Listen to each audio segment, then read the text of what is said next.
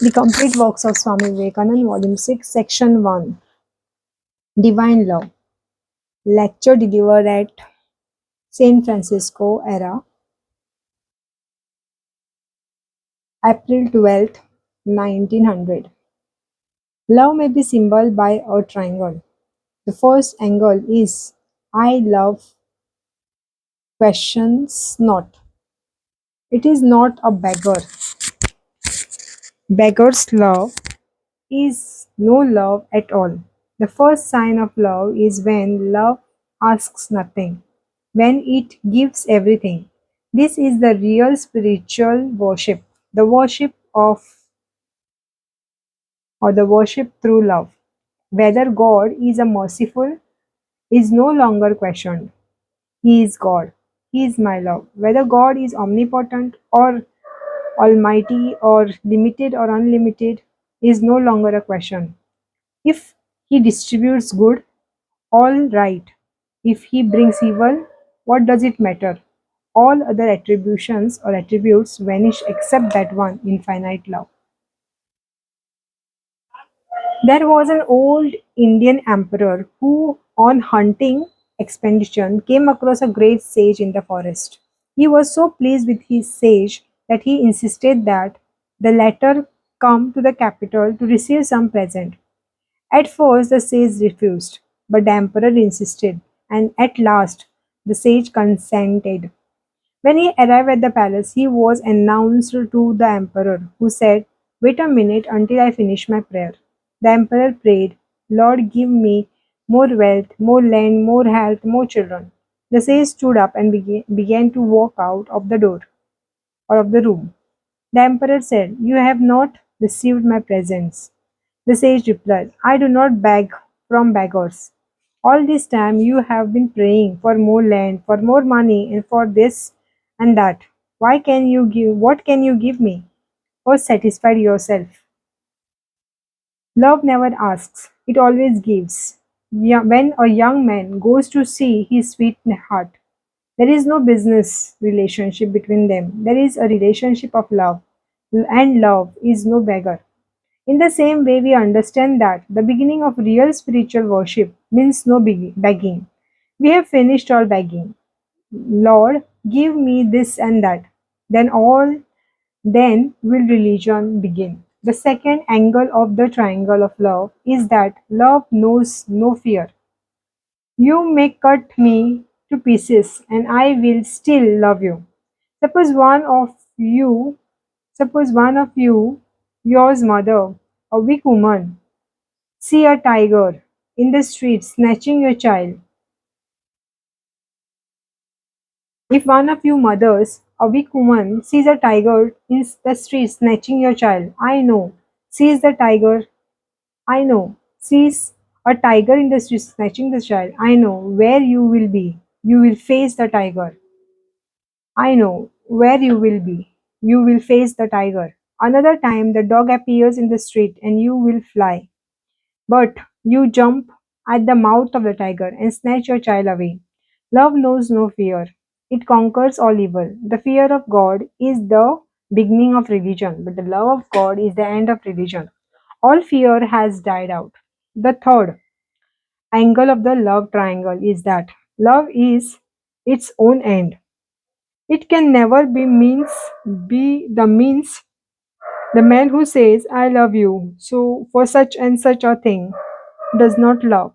Love can never be the means. It must be the perfect end. What is the end and the aim of love? To love God, that is all. Why should one love God? There is no why, because it is not the means. When one can love, that is salvation, that is perfection, that is heaven. What more? What else can be end? What else can be the end? What can you have higher than love? I'm not talking about what every one of us means by love. Little naming, pamming love is lovely. Man falls in love with a woman. Woman goes to die for a man. The chance that are that in 5 minutes John kicks Jane and Jane kicks John. This is a materialism and no love at all. If John could really love Jane, he would be perfect that moment. His true nature is love. He is perfect in himself. John will get all the powers of yoga simply by loving Jane.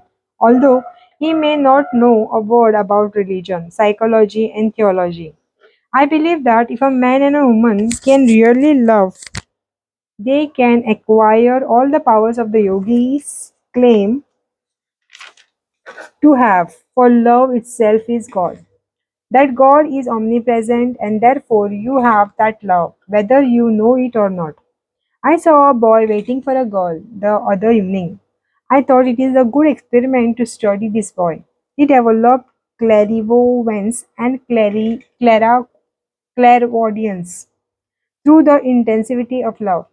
60 or 70 times he never made a mistake, and the girl was 200 miles away. He would say, "She is dressed this way," or there she goes. I have seen that with my own eyes. This is the question. Is not your husband God, your child God? If you can love your wife, you have all the religion in the world. You have the whole secret of religion and yoga in you. But can you love? This is the question. You say, I love. Oh, Mary, I die for you. But if you see Mary kissing another man, you want to cut his throat. If Mary sees John talking to another girl, she cannot sleep at night and she makes life hell for John. This is not love.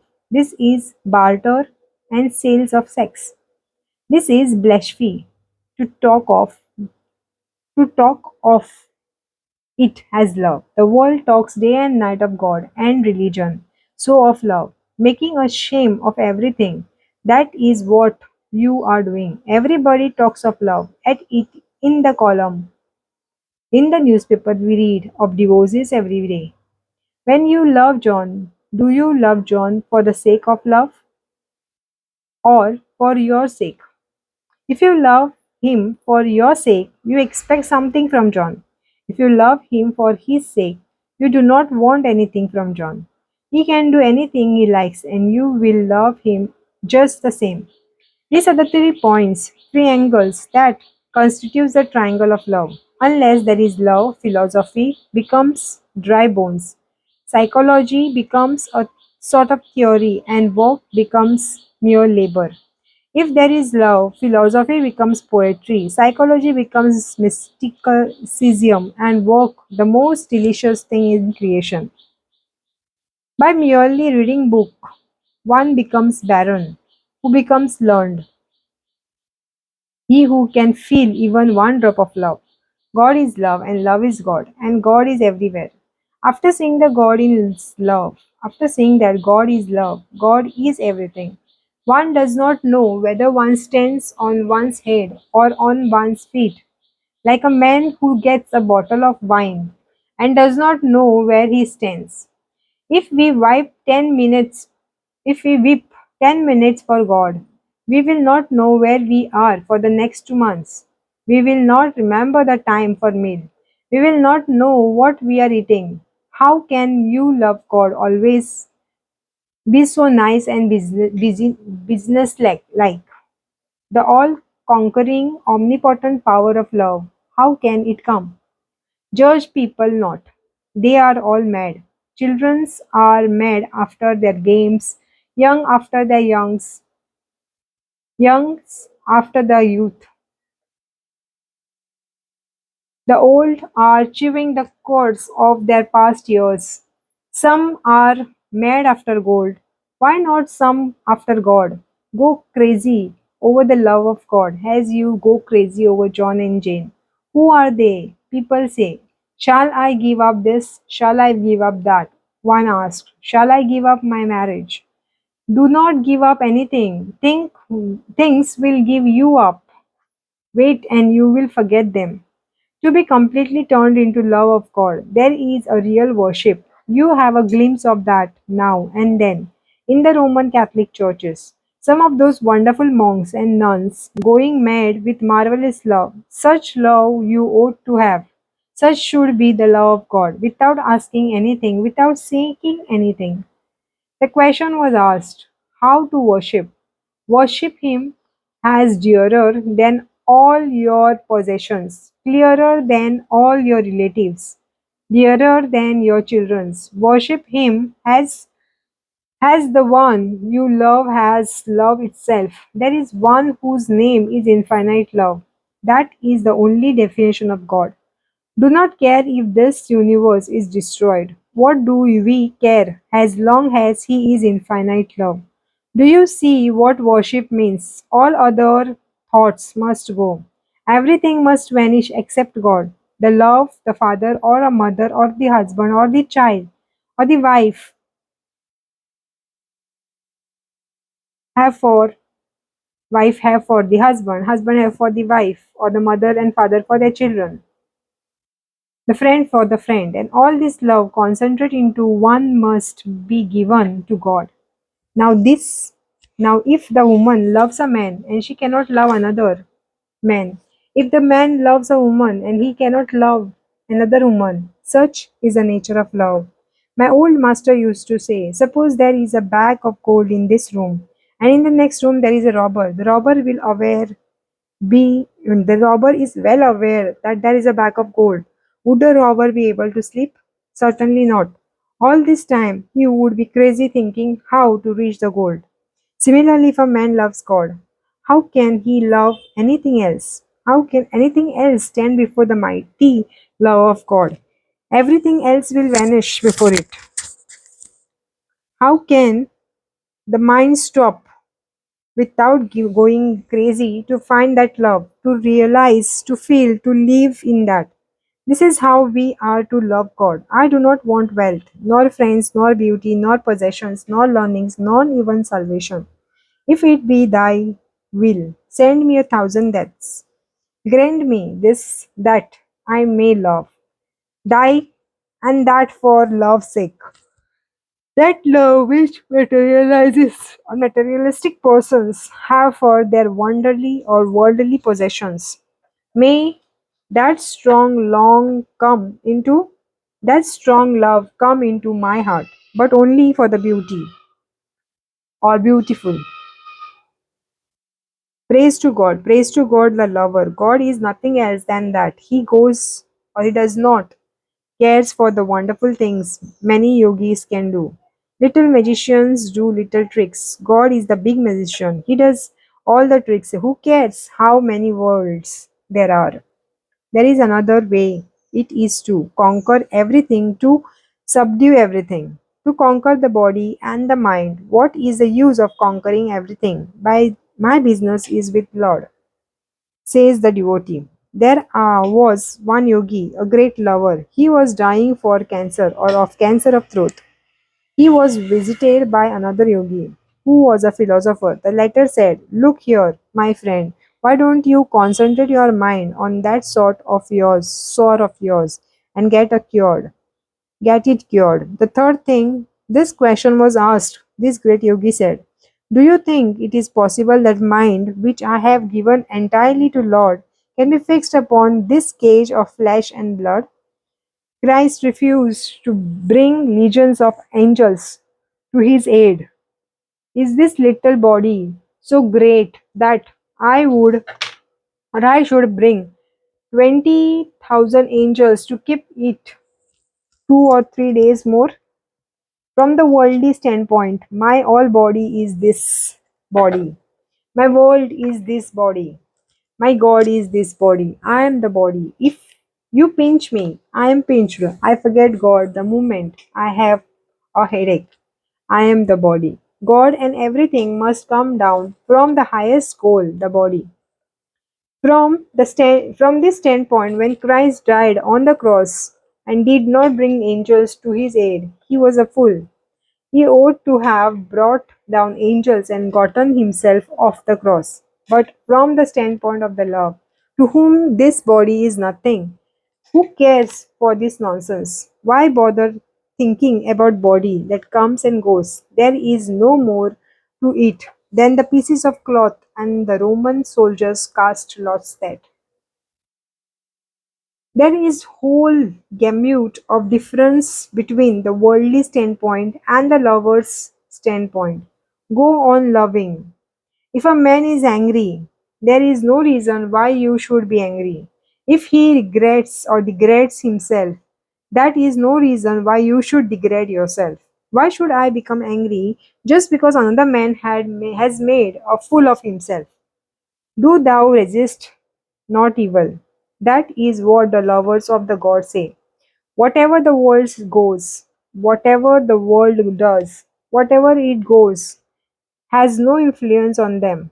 One yogi had attained natural or supernatural powers. He said, "See my powers, see the sky. I will cover it with clouds." It began to rain. Someone said, "My lord, what my lord, you are wonderful, but teaching me that, knowing which I know not, I shall not ask for anything else." To get rid even of power, to have nothing, not to want power. What this means cannot be understood simply by intellect. You cannot understand by reading thousands of books. When we begin to understand, the whole world opens before us. The whole world opens before us. The girl is playing with her dolls, getting new husbands all the time. But when her real husband comes, all the dolls will be put away forever. So, with all this going on here, when the sun of love rises, all these playsons of power and this crawling all passes away. What shall we do with power? Thank God if you can get rid of the power that you have. Begin to love. Power must go. Nothing must stand between me and God except love. God is only love and nothing else. Love first, love in the middle, and love in the end. There is the story of a queen preaching the love of God in the street. Her, her enraged husband persecuted her, and she was hunted up and down in the country. She used to sing songs describing her love. Her songs have been sung everywhere. With tears in my eyes, I nourished the everlasting creepers of love. This is the last, the great goal. What else is there? People want this and that. They all want to have and possess. That is why so few understand love, so few come to it. Wake them and tell them they will get a few more hints. Love itself is eternal, endless sacrifice. You will have to give up everything. You cannot take possession of anything. Find love, you will never want anything else. Only be thou my love forever. That is what love wants. My love, one kiss of those lips for him who has been kissed by thy. All sorrow vanishes. Once kissed by thy, man becomes happy and forget love of everything else. He praises thy alone and he sees thy alone. In the nature of human love even, that lurk divine element in the first moment of intense love, the whole world seems to turn with your own heart. Every bird in the universe sings your love. The flower blooms for you. It is infinite eternal love itself that human love comes from. Why should the lover of God fear anything? Fear robbers, fear distress, fear even for his life. The lover may go to the utmost hell, but would it be hell? We all have to give up these ideas of heaven and hell and get great love. Hundreds there are seeking this madness of love before which everything but God vanishes. At last, love, lovers, and beloved becomes one. That is the goal. Why is there any separation between soul and man, between soul and God? Just to have the enjoyment of love. He wants to love himself, so he splits himself into many. This is the whole reason for creation. Says the lover, we are all one. I and my Father are one. Just now I am separate in order to love God. Which is better, to become sugar or to eat sugar? To become sugar, what fun is that? To eat sugar, that is infinite enjoyment of love. All the ideas of love, that is, God has our father, mother, friend, child, are conceived in order to strengthen devotion in us and make us feel nearer and dearer to God. The intensity or intensis love Intensity love is that between the sexes. God must be loved with all sort of love. Woman loves her father, she loves her mother, she loves her children, she loves her friends, but she cannot express herself all to the father, nor to the mother, nor to the child, nor to the friend. There is only one person from whom she does not hide anything. So with the man, the husband wife relationship is all rounded relationship. The relationship of the sex has all the other loves concentrated into one. In the husband and in the husband the woman has a father, a friend, a child. In the wife, the husband has a mother, daughter, and something else. That's tremendous complete love of sex must come for God. That same love with which a woman opens herself to a man without any bound of blood, with perfection, fearlessness, and shamelessness, no darkness. She would more hide anything from her lover than she would from her own self. That very love must come for God. These things are hard and difficult to understand. You will begin to understand by, and all idea of sex will fall away. Like the water drop on the sand of the river bank on the summer day, even so is this life and all its relations. All these ideas, like He is the Creator, are ideas fit for children's. He is my love, my life itself. That must be the cry of my heart. I have no one hope. I have one hope. They call Thy, the Lord of the world, and good and evil, great or smaller. I am part of I am part of the world, and thou art also my love, my body, my mind, and my soul, and all at thy altar. Love, refuse this gift not. My body, my mind, and my soul are all at thy altar. Love, refuse this gift not more. Gift not.